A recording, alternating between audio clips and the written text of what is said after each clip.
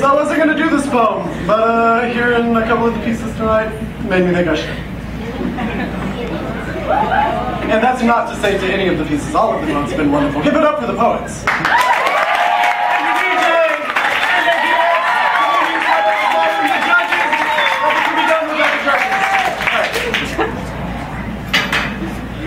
So when my dad seed sent over a Y chromosome instead of one of his X's, my gender set me up with a bad reputation before I was born because I came into this earth sporting an extra head. It is standard to assume it is what I've implemented. I've been assigned a stereotype I've spent my entire life attempting to avoid, and I'd like to say that, except for a handful of mistakes, I've done this fairly well.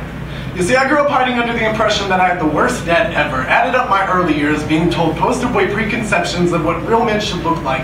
Football-playing, God-fearing men who can eat a pound of razors, till 20 acres, rebuild an engine, and win a war all before breakfast. Yeah. The only advice that actually stuck was him saying, son, a boy should never hit a girl.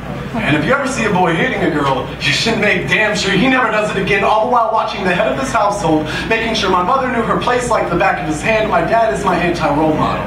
Spent the next 2 years trying to climb walls the girl put up, grabbing handholds that makes me think she assumed I was a puzzle piece, all the while she's building up mountains like tolerances amongst other things. A bird with a heart attack may still fall, but that fall will still sing. Resentment has no handles, but it can still cling like hands that haven't been there since last night, but they're still real things. I have ancestors clawing apologies for flaws their father's father brings to the table like supper in a home as hollow as a wedding ring. I will say I'm sorry all day, but I will not take the blame for something some other asshole did. If you assume the worst of every man, but spend your life complaining about how you're going to spend the rest of it lonely because all of us are assholes, then I won't bother trying to prove how wrong you are. I'm sorry that the most publicized face for my gender sparks memories of stories you swore would never leave this room, but you can't keep your expectations for loving relationships boxed up in the same shoebox underneath your bed. You keep your self-esteem in. This isn't a matter of polishing over old bruises. You have to look for the gems amongst all this rock. There's nothing easy about this.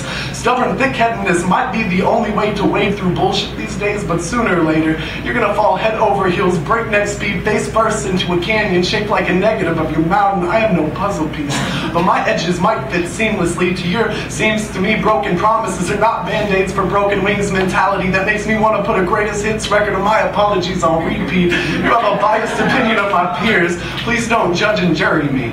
Don't assign me a life sentence of notifying neighborhood women anytime I move into a proximity some other man already invaded. I say, this is not my cross to bear. The same way he said he's washed his hands of this, like you tried to scrub your skin raw, like no amount of water torture is ever going to make you forget what it's like to be suffocated by the air around you. I know words are just words, and you have to find the sincerity in them yourself, but from me and all other like-minded men, please, give us a chance. I know, not all of us do.